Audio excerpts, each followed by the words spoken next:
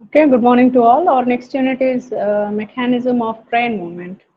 So the movement of trains and their energy consumption can be most conveniently studied by means of speed, distance, and speed time curves. Okay, so if you know the speed, distance, and speed time curves of the trains, then the movement of the trains and their energy consumption can be conveniently studied. The motion of any vehicle may be at constant speed or it may consist of periodic acceleration and retardation. Okay, so a vehicle may have a constant speed, it may run at constant speed and it may consist of periodic accelerations and retardation. Okay, so in order to study this, the speed time curves have significant importance in traction. Okay, so the speed time curves gives various speeds at various intervals of time.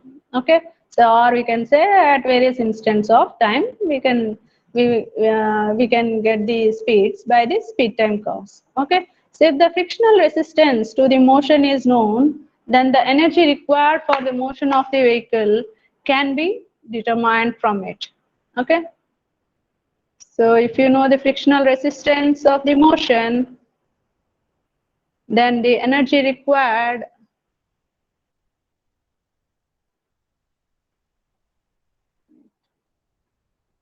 then the energy required for the motion of the vehicle can be determined from it. Okay, so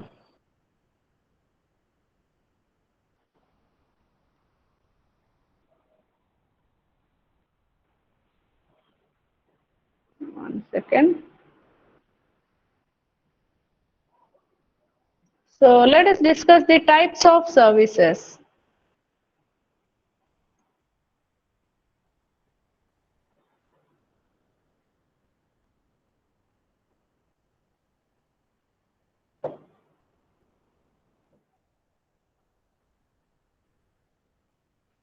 So the types of traction system have to be selected based on three types of passenger services. Okay, so the type of the traction system, it is selected based on three types of passenger services. Those three types of passenger services are mainline service, urban service, or suburban service. Okay, so three types of services are there. One is mainline service, next one is urban service, the other one is suburban service. So mainline service means the distance between the two stops of a train, okay, will be usually more than 10 kilometers. Okay, the distance from one stop to the another stop will be more than 10 kilometers. Just for example, you can see here I'm showing you Rajdhani Express train which travels from Chennai to Delhi, Delhi to Chennai. Okay, so approximately it takes 12 hours for it to reach Delhi from Chennai. Okay, and vice versa. Okay, so if the distance between one stop to another stop is usually more than 10 kilometers, then that service you will call it as mainline service. So this is a mainline service train. Okay, and this sort of mainline services will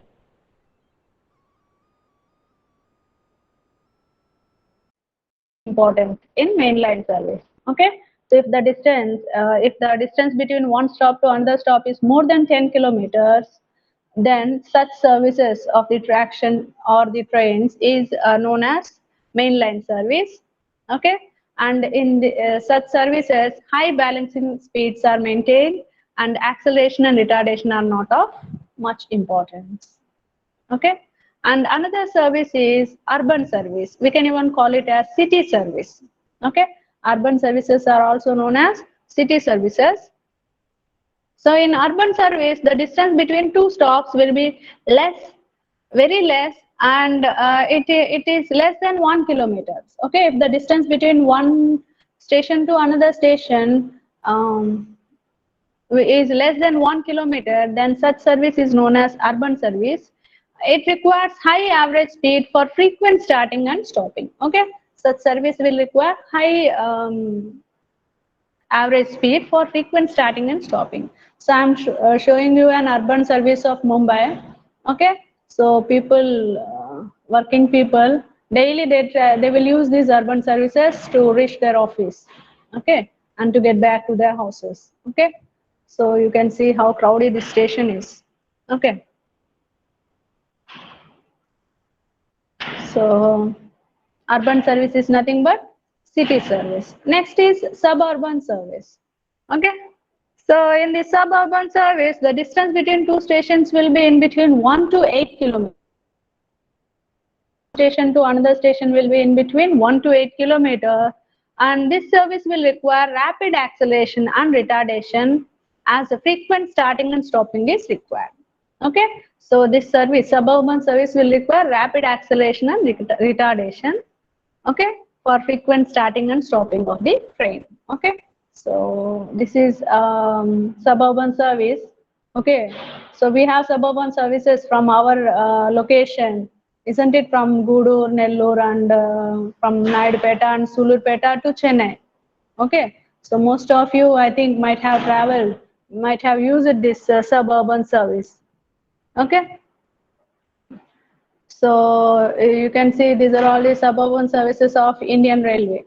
Okay, Kolkata, Pune, Delhi, Mumbai, Hyderabad, Chennai. Okay, these are all the suburban services of India. Okay, so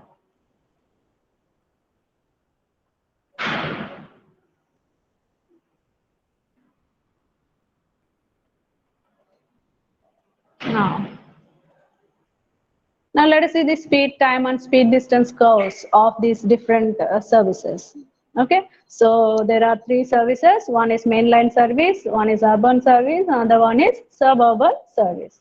Okay, so the curve that shows the instantaneous speed of the train in kilometer per hour along the y-axis, and the time in seconds along the x-axis is known as speed time curve. Okay, speed time curve is what? It is the curve, speed time curve is the curve that shows the instantaneous speed of the train in kilometers per hour along the y-axis and time in seconds along the x-axis.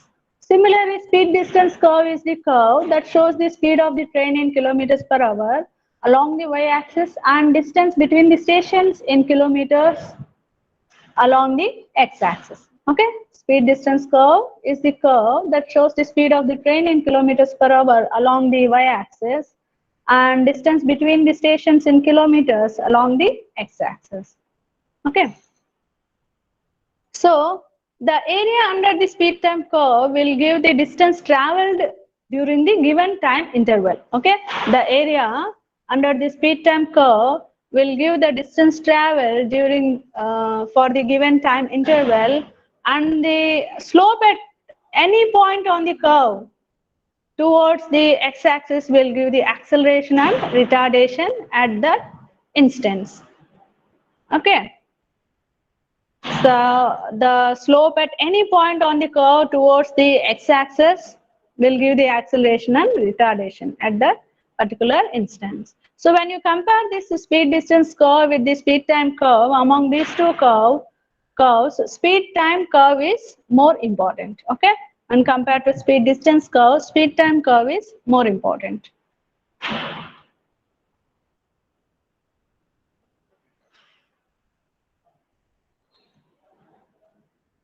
Okay. So now let us discuss the speed time curve of the main line service. Okay, speed time curve of the main line service. So you know what is a main line service? In main line service, the distance between two stops of a train will be usually more than 10 kilometers. Okay, distance between two stops of a train will be more than 10 kilometers in main line service. Okay, so you are able to see here speed time curve characteristics of the main line service.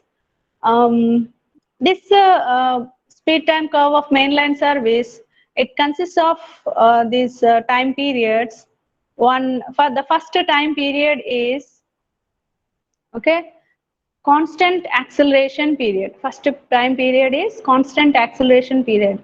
Next period is acceleration on speed curve period. Next is free running period. Next is coasting period. Next is braking period. Okay, so the speed time curve can be divided into different periods. The first period is constant acceleration period.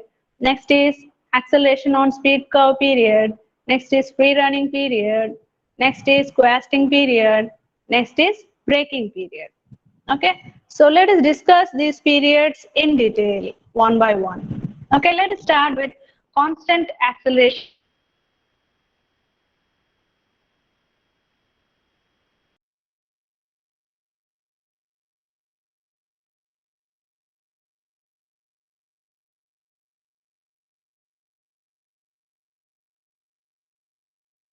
It will start accelerating from rest. This curve O to A, okay, represents the constant acceleration period. Okay, OA curve represents the constant acceleration period.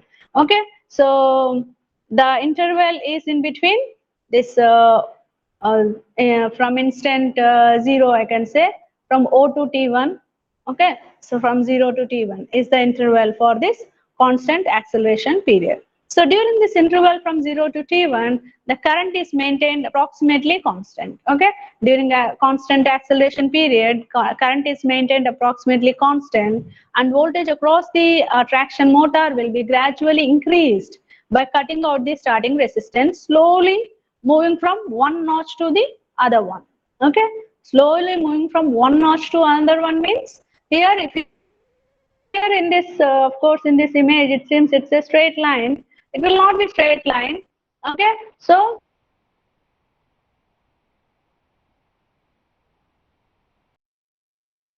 be a straight line. Okay, it means if it is a straight line means it's a smooth curve. Okay, so smooth. If any variable is varying continuously, then it gives a smooth curve. Of course, there will not be continuous variation in the variables. Okay, therefore you will get notches. Okay, so during the interval from 0 to T1, the current is maintained approximately constant, and the voltage across the motor is gradually decreasing, adding resistance. Okay, moving from one notch to the other. Okay, therefore the current taken by this motor and the tractive effort are practically constant. Okay, during this period the current taken is constant, voltage is gradually increasing. Okay, therefore what will happen is acceleration will remain constant during this period. Okay, so what is happening to the acceleration during this period? Acceleration remains constant. So we can give a name to this period as notch up acceleration period. Okay, we can name it as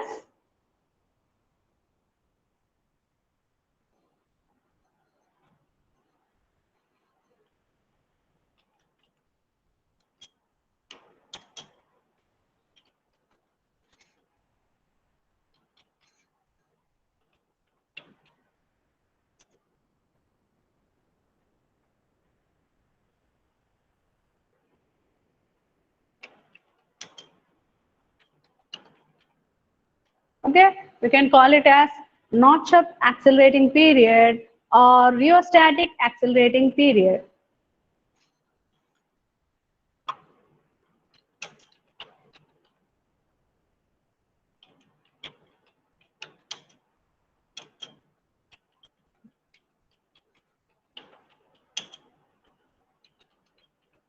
Okay, we can call it as notch up accelerating period or rheostatic accelerating period.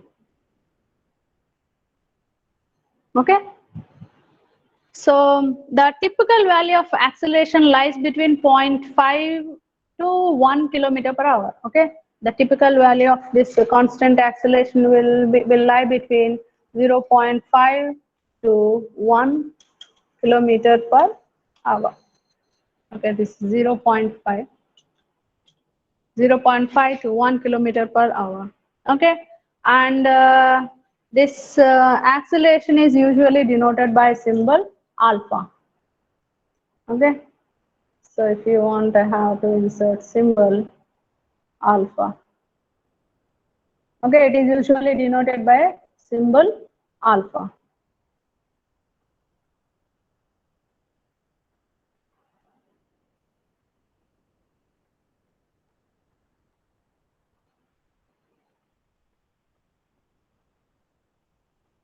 So you can see here, this is the symbol alpha. System is not responding. Okay.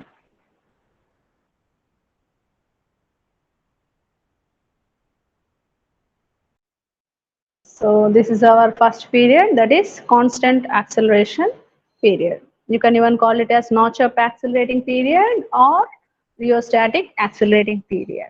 Okay. So next period is acceleration on speed curve period. Okay. So this period will lie in between the interval T1 to T2. Okay. In between the time interval of T1 to T2, this acceleration on speed curve period will lie. Okay, so during this period, the voltage across the motor will remain constant and current starts to decrease. Okay, during this acceleration on speed curve period, the voltage across the motor, traction motor will remain constant and the current will start to decrease. Okay, so we know the characteristics of a motor. So according to the characteristics of motor, its speed increase as the speed of the motor increases with as the current is decreasing, you know that. Okay, so according to the characteristics of a motor, speed will increase with decrease in the current. Okay, and finally the current taken by the motor will remain constant. Okay, so the current will gradually decrease, speed will be gradually increasing, and at certain value of current, the current will not further decrease, it will remain constant. Okay, but at the same time, what will happen is, even though train is accelerating, the acceleration will also start to decrease with increase in the speed. Okay, so the current has started decreasing. Okay, and it has stopped decreasing further at certain value, and it has remained constant. But the acceleration, okay, of the train will start to decrease with increase in the speed during this period. Okay, so finally this acceleration will reach to zero for certain speed, at which this tractive effort exerted by this motor will be exactly equal to the train resistance. Okay, as soon as the tractive effort exerted by the motor becomes equal to the train resistance, what will happen is the acceleration will become zero. Okay, at certain speed. Okay, so this period, acceleration on speed curve period, we can even call it as decreasing accelerating period. Okay, you can call it as decreasing accelerating period. So I want to write something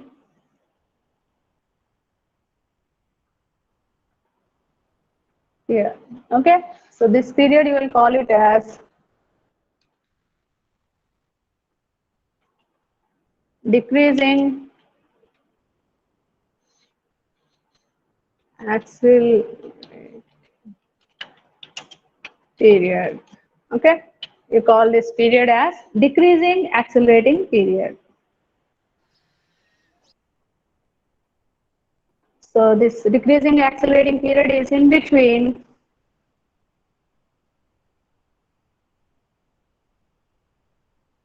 T1 to T2 interval.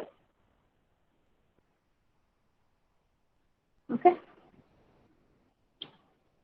So next one is free running, or we can even call this free running as constant speed period. Okay, it is also known as constant speed period. So the train will run freely during this period, means at a constant speed it will be running. Okay, from an interval of from T2 to T3, within this interval from T2 to T3, the train will be freely running at a constant speed. Okay, so during this constant speed, motor will draw constant power from the supply line, the traction motor of the train. Okay, the traction motor of the train will draw constant power from the supply line.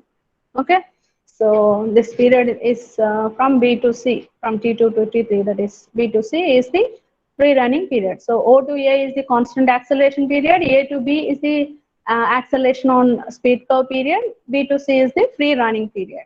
Okay, next one is coasting period. Okay, next period is coasting period. That is from T3 to T4. The interval between T3 to T4 gives the coasting period. So CD is the coasting period on the speed time curve. Okay. So at the instant of T3, that is at when the train means the traction motor of the train is running at constant speed, okay, consuming constant power supply, okay. So at the instant of C, that is at T3, okay, at point C at T3, at that particular instant T3, power supply of this traction motor of the train will be cut off, okay. Supply is disconnected from the traction motor of the train, and the speed, what will happen as soon as supply is cut off, speed will fall on account of the friction, okay, windage and resistance, okay, with respect to the track, okay. So because of the friction and windage resistance, what will happen, the speed will gradually start to decrease as soon as supply is disconnected at instant T3, okay. So during this period, train will run due to the momentum attained at the particular instant, okay. Because of the momentum, the train will run, okay. Even though supply has been disconnected, the train will run due to momentum, okay. So the rate of decrease of the speed during the coasting period is known as coasting retardation, okay. So the rate of decrease of the speed during a coasting period is known as coasting retardation, okay. The rate of decrease of the speed is known as coasting retardation, okay.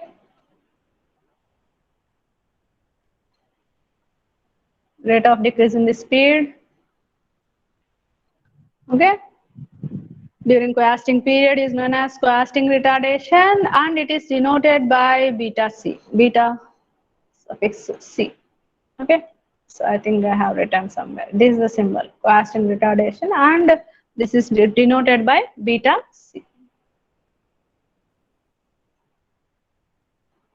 So next period is the braking period. So the in between the interval T4 to T5, it is a braking period from D to E, okay. So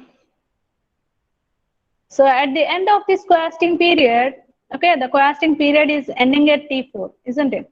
The coasting period is ending at T4. So at the end of this coasting period, means at instant T4, brakes are applied to bring the train to rest, okay. Brakes are applied in order to bring.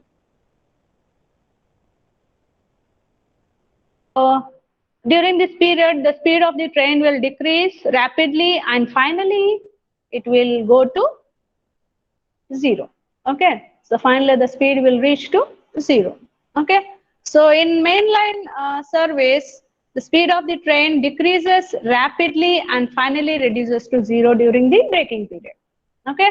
The speed will reduce very rapidly, okay, during the braking period, okay.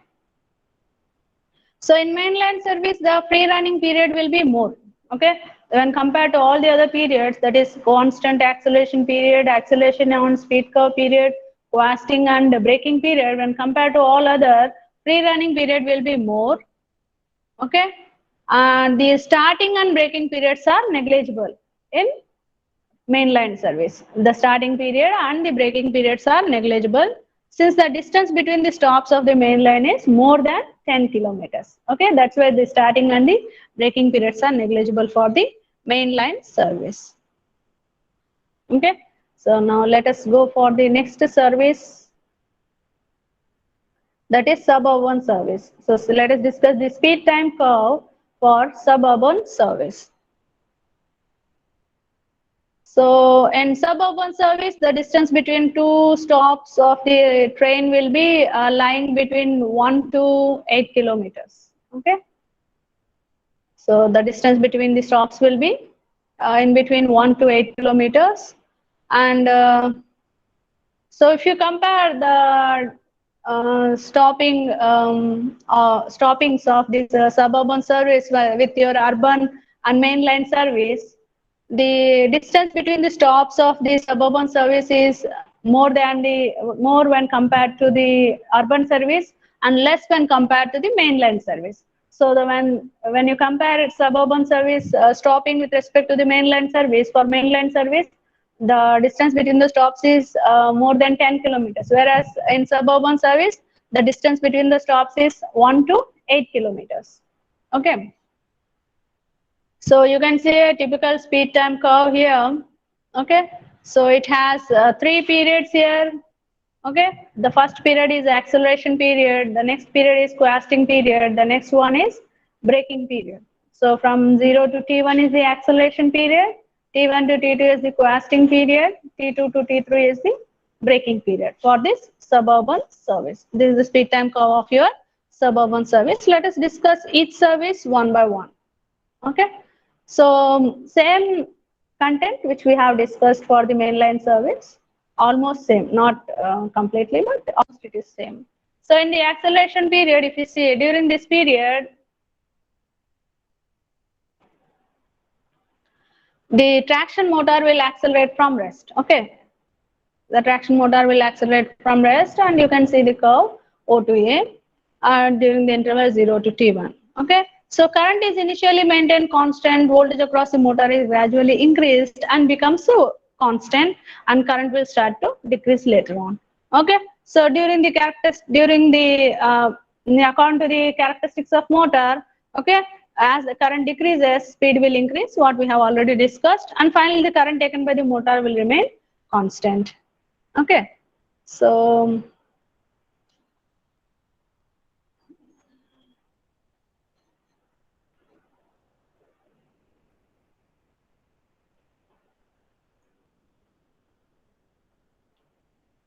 okay, so and we already know that even though the train is accelerating, acceleration will decrease with the increase in the speed. Okay, and finally the acceleration will reach to 0 for certain speed, at which the tractive effort exerted by the motor will become exactly equal to the train resistance. Okay, so that is about the acceleration period. Okay.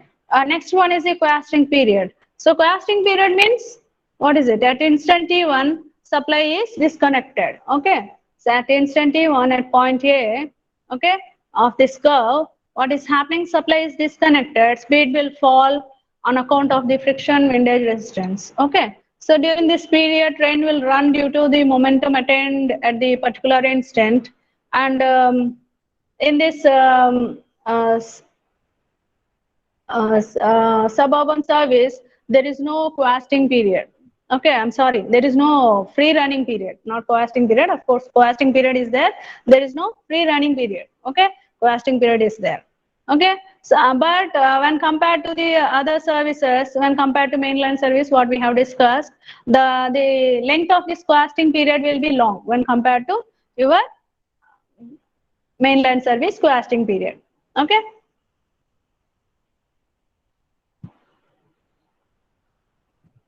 So next is braking period. So at instant T2, okay, what will happen? Brakes are applied. Okay, so as soon as brakes are applied, what will happen? Speed will gradually reduce. It will decrease rapidly to 0 at instant T3. Okay, so the braking of this uh,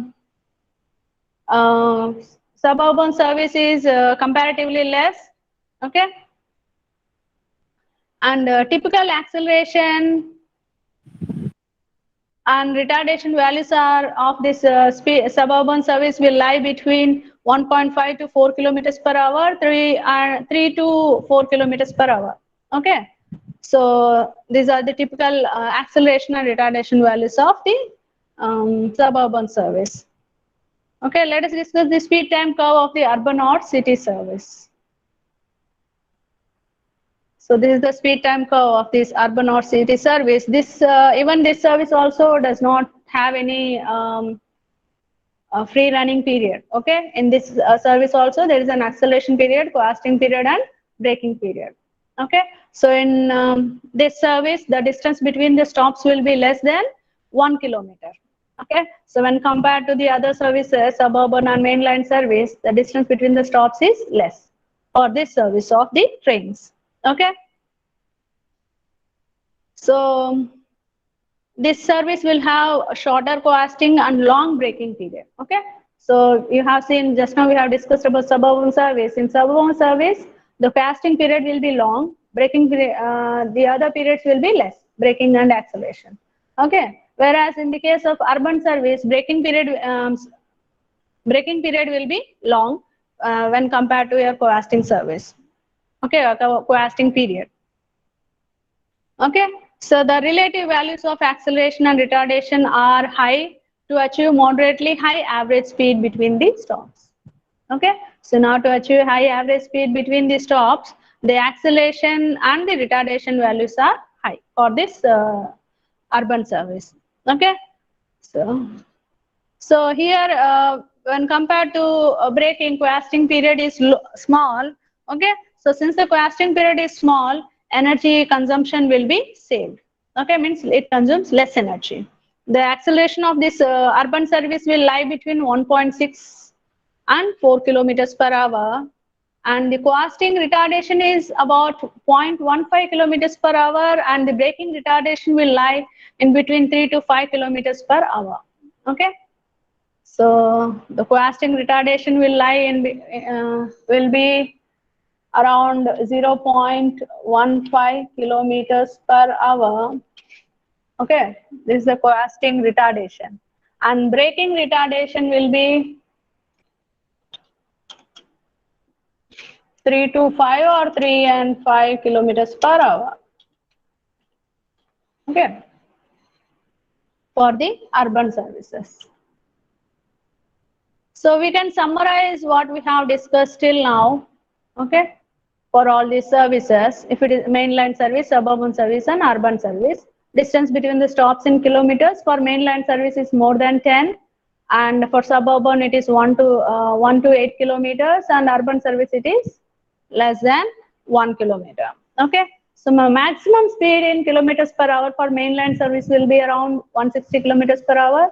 For suburban, 120 kilometers per hour. For urban service, it is 120 kilometers per hour. So acceleration in kilometers per hour for mainline service is 0.5 to 0.9. For suburban, 0.1 to 1.5 to 4. And for urban, it is 1.5 to 4. Okay, same. Retardation in kilometers per hour for mainline is 1.5, and suburban is 3 to 4, and for urban it is 3 to 4 kilometers per hour.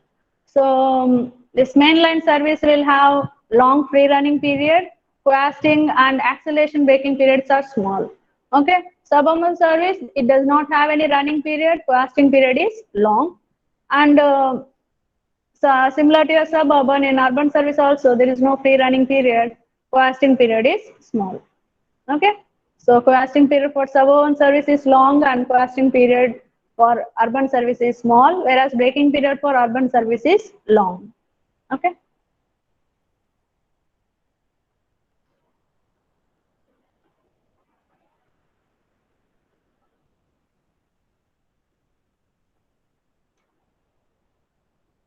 So let us see some definitions. So crest speed. So crest speed means maximum speed attained by the train during the running period.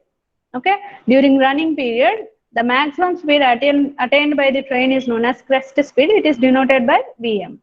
Okay, next is the average speed. Okay, so it is the mean of the speeds attained by the train from starting to stop, from starting place to the last stop position. Okay, so from first starting to last stop station, from first station to last station, I can say. Okay, so the mean of the speed attained by the train from start to stop is known as average speed. So you can even define it as the ratio of distance between the stops covered by the train.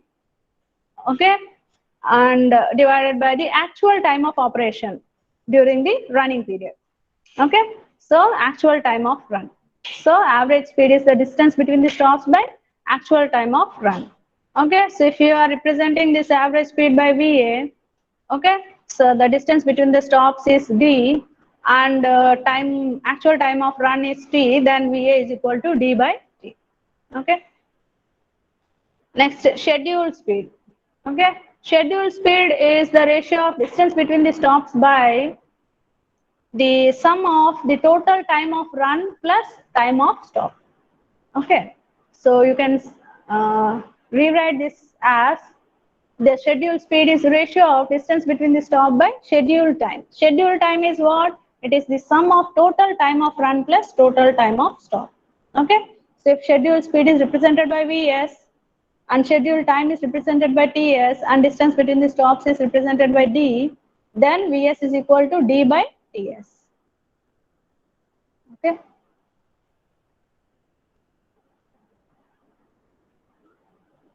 Next, schedule time.